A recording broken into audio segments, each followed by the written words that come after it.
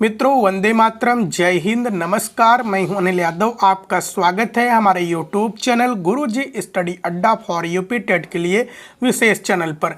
मित्रों, UP TET के अंतर्गत पर्यावरण में हम लोगों ने पिछले वीडियो में अध्ययन किए थे पारिस्थितिकी तंत्र के बारे में, जिसमें कि जैविक अजैविक घटक के बारे में हम लोगों ने कंप्लीट पढ़ लिया था।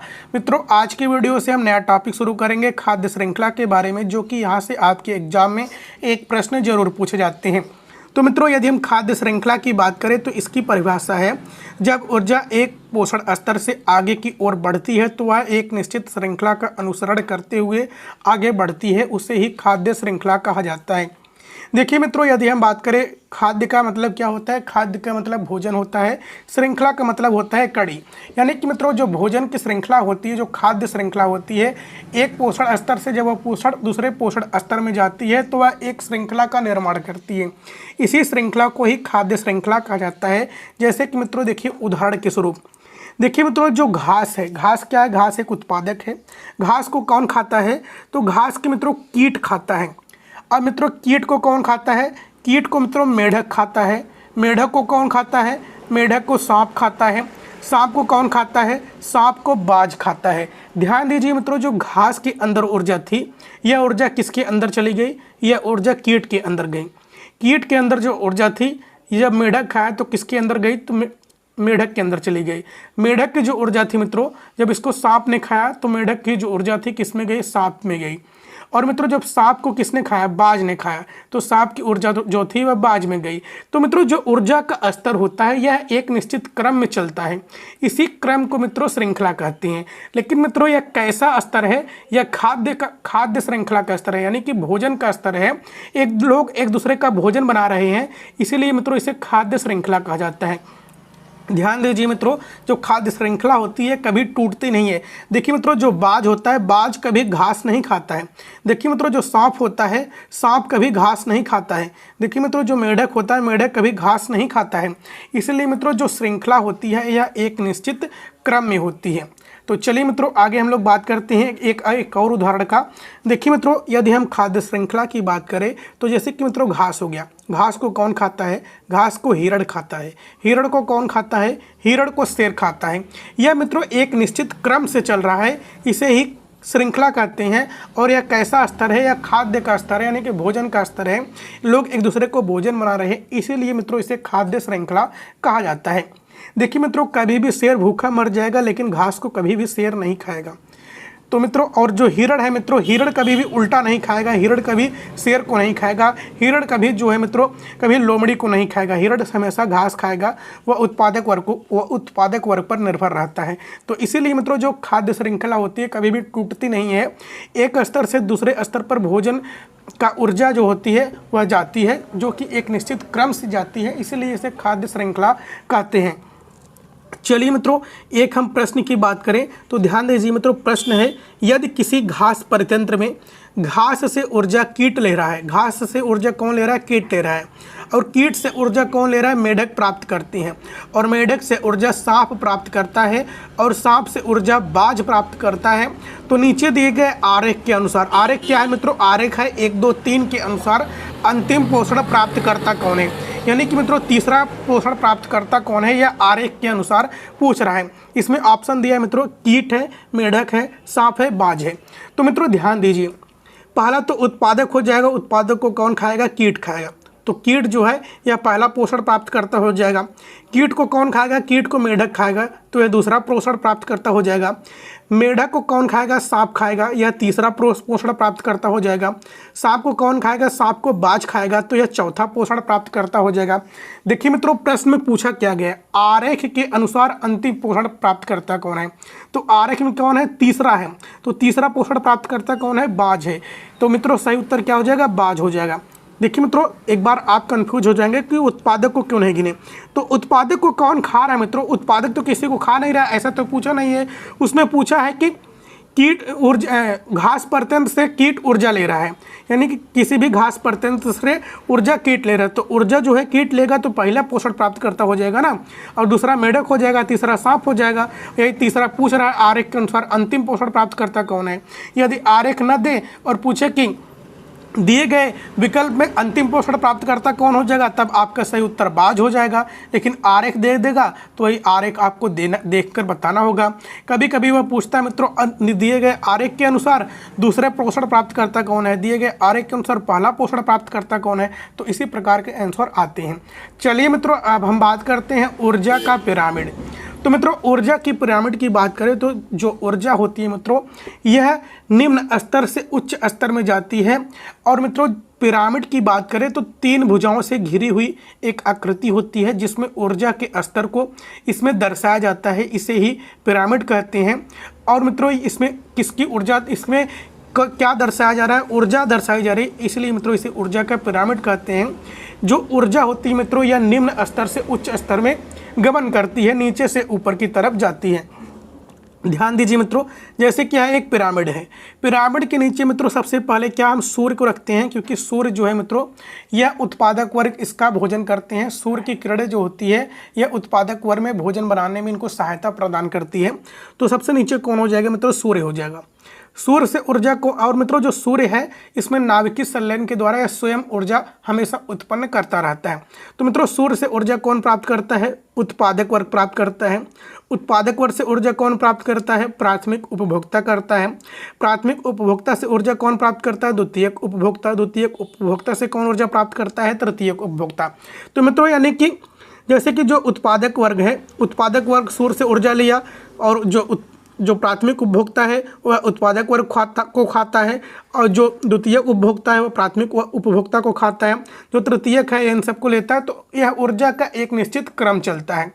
तो मित्रों यदि हम बात करें निम्न स्तर का पोषण प्राप्तकर्ता कौन है, तो निम्न स्तर का जो पोषण प्राप्तकर्ता हो जाएगा वह यह हो जाएगा।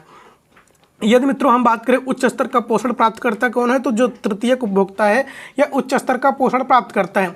ध्यान दीजिए मित्रों, यहाँ से आपको एक पॉइंट दिया है, ऊर्जा के पिरामिड में जैसे जैसे हम ऊपर की ओर बढ़ते हैं, यानी कि नीचे से हम ऊपर की ओर जब बढ़ते हैं वैसे वैसे हम निम्न स्तर के पोषण प्राप्तकर्ता से उच्च स्तर के पोषण प्राप्तकर्ता की ओर जाते हैं। यहाँ पर मित्रों वही कह रहा है कि ऊर्जा के पिरामिड में जैसे जैसे हम नीचे से ऊपर की ओर जाते हैं, ठीक वैसे वैसे निम्न स्तर के जो पोषण प्राप्तकर्ता होते हैं उससे उच्च स्तर के पोषण प्राप्तकर्ता की ओर ऊर्जा जाती है। तो मित्रों ऊर्जा जो होती है एक दिशा में गमन करती है। और यदि हम बात करें ऊर्जा का पिरामिड कैसा होता है, तो सीधा होता है, और जो ऊर्जा होती है निम्न स्तर से उच्च स्तर की ओर जाती है। यह है मित्रों ऊर्जा का पिरामिड। तो चलिए मित्रों अगला पॉइंट है, एक लिंडमैन का सिद्धांत है। लिंडमैन ने कौन सा सिद्धांत दिया है, तो लिंडमैन ने 10% का नियम दिया है। और लिंडमैन ने 10% का नियम कब दिया, तो 1942 ईस्वी में लिंडमैन ने 10% का नियम दिया।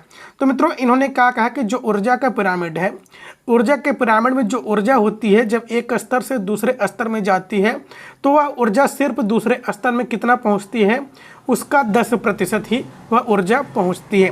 अब मित्रों आप सोच रहे होंगे कैसे, तो देखिए मित्रों जो यह एक पिरामिड है, पिरामिड में देखिए मित्रों जो सबसे नीचे कौन है, सूर्य है, फिर उत्पादक है, फिर प्राथमिक उपभोक्ता है, फिर द्वितीयक उपभोक्ता है, फिर तृतीयक उपभोक्ता है।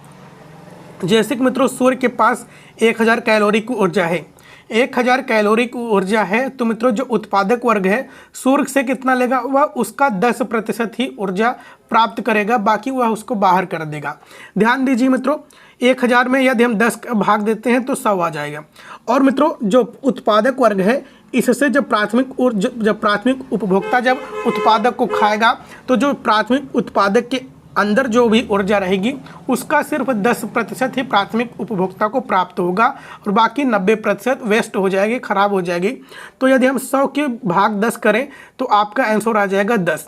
और मित्रों देखिए फिर इसके बाद मित्रों जो द्वितीय उपभोक्ता है यदि प्राथमिक उपभोक्ता को खाता है तो इसके अंतर्गत इसके अंदर कितना ऊर्जा जाएगी, सिर्फ 10% जाएगी, 90% का क्षय हो जाएगा। तो यदि हम 10 में भाग कर दें तो मित्रों आपका आ जाएगा 1। देखिए मित्रों उसके बाद जो द्वितीयक उपभोक्ता है जब इसको तृतीयक उपभोक्ता खाएगा तो 1 का 10% कर देंगे तो 0.1 के कैलोरी आ जाएगा। तो इसी प्रकार मित्रों ऊर्जा जो होती है एक स्तर से दूसरे स्तर में जाती है, लेकिन लिंडमैन महोदय बताते हैं कि ऊर्जा जब एक स्तर से दूसरे स्तर में जाती है तो जो ऊर्जा होती है उसका सिर्फ 10% ही दूसरे के शरीर में पहुँच पाता है, 90% वह ऊर्जा क्षय हो जाती है, खराब हो जाती है। यह है मित्रों लिंडमैन का 10% का नियम। चलिए मित्रों यदि हम बात करें अति महत्वपूर्ण पॉइंट है, ध्यान दीजिए, नोट्स बना लीजिएगा मित्रों। और आप कापी कलम लेकर बैठ जाइए। और मित्रों चैनल पर पहली बार आए तो सब्सक्राइब जरूर कीजिएगा, वीडियो अच्छा लग रहा हो तो लाइक कीजिएगा, अंत में अपने हर ग्रुप में सारा शेयर जरूर कीजिएगा। चलिए मित्रों ध्यान दीजिए, पोषण जब एक स्तर से दूसरे स्तर में गति करता है, यानी कि जब एक स्तर से दूसरे स्तर में जाता है तो वह अगले स्तर पर केवल 10% ही प्राप्त होता है, इसका 90% ऊर्जा बाहर हो जाती है। यह आपका पहला पॉइंट है। चलिए मित्रों देखिए दूसरा पॉइंट है, ऊर्जा का जो पिरामिड होता है सदैव सीधा बनता है। यदि हम बात करें ऊर्जा का पिरामिड कैसे बनता है तो सदैव सीधा बनता है, और जो ऊर्जा होती है एक स्तर से दूसरे स्तर में जाती है, और यह मित्रों यह निम्न से उच्च स्तर के ऊपर प्रवाहित होती है, निम्न से उच्च स्तर की ओर गति करती है। चलिए मित्रों देखते हैं अगला पॉइंट है, ऊर्जा अधिकतम 4 स्तरों तक ही गति करती है। देखिए मित्रों जो ऊर्जा है अधिकतम कितने स्तरों तक गति करती है, अधिकतम 4 स्तरों तक ही गति करती है। ध्यान दीजिए जैसे कि मित्रों आपका हो गया सूर्य से हो गया उत्पादक, पहला हो गया उत्पादक से हो गया प्राथमिक उपभोक्ता, दूसरा हो गया फिर हो गया तीसरा हो गया क्या द्वितीयक उपभोक्ता, और चौथा हो गया क्या तृतीयक उपभोक्ता। तो इस प्रकार मित्रों जो है सूर्य कितना है 4 स्तरों तक गति करती है। ध्यान दीजिए मित्रों क्या लिखा है, ऊर्जा अधिकतम 4 स्तरों तक ही गति करती है। देखिए मित्रों पिरामिड में सबसे नीचे का जीव निम्न स्तर का जीव और सबसे ऊपर का जीव उस उच्च स्तर का पोषण प्राप्त करता होता है। देखिए मित्रों वही हमने जो आपको बताया कि ऊर्जा का पिरामिड है, जो सबसे नीचे का जीव होता है वह सबसे निम्न स्तर का पोषण प्राप्त करता होता है, जो सबसे ऊपर का जीव होता है सबसे उच्च पोषण प्राप्त करता होता है। चलिए मित्रों देखते हैं अगला पॉइंट क्या है, यहाँ तक आपका हो गया था। देखिए मित्रों जैसे कि प्रश्न है ऊर्जा का पिरामिड किस प्रकार का होता है, तो ऊर्जा का पिरामिड सदैव सीधा होता है। अगला प्रश्न है ऊर्जा अधिकतम कितने स्तरों तक गति करती है, तो ऊर्जा अधिकतम 4 स्तरों तक गति करती है। यदि हम बात करें बाज किस प्रकार का पोषण प्राप्त करता है, तो मित्रों जो बाज है यह सबसे उच्च स्तर का पोषण प्राप्त करता है। और देखिए मित्रों जो बाज है, बाज मित्रों जब वर्षा होती है तो यह बादल के ऊपर ही चला जाता है, और जब वर्षा खत्म होती है तभी यह जमीन पर आता है या तभी यह पृथ्वी पर आता है, या बादल को ही क्रॉस करके ऊपर चला जाता है, तो इसके ऊपर पानी पड़ता ही नहीं है। यह इसकी सबसे बड़ी विशेषता है। देखिए मित्रों अगला प्रश्न है लैंडमैन के अनुसार अगले स्तर पर पोषण का कितना भाग हस्तांतरित होता है, तो 10% हस्तांतरित होता है। लैंडमैन ने बताया कि 10% का सिद्धांत दिया है कि ऊर्जा जो होती है जब कोई उत्पादक या जब कोई भी वर्ग ऊर्जा लेता है तो जो वह ऊर्जा लेता है उसका जो भाग होता है उसके 10% ही उसके शरीर में जाता है, बाकी 90% वह बाहर हो जाता है। चलिए मित्रों देखते हैं अगला प्रश्न है लैंडमैन ने 10% का नियम कब दिया, तो लैंडमैन ने 10% का नियम 1942 ईस्वी में दिया। अगला प्रश्न है पृथ्वी पर ऊर्जा का सबसे मुख्य स्रोत कौन है मित्रों, तो पृथ्वी पर ऊर्जा का सबसे मुख्य स्रोत कौन है, तो सूर्य है। यह आपका आंसर सही होगा। तो मित्रों यदि वीडियो अच्छा लगा हो तो लाइक कीजिएगा, अपने हर एक ग्रुप में शेयर कीजिएगा। जय हिंद जय भारत।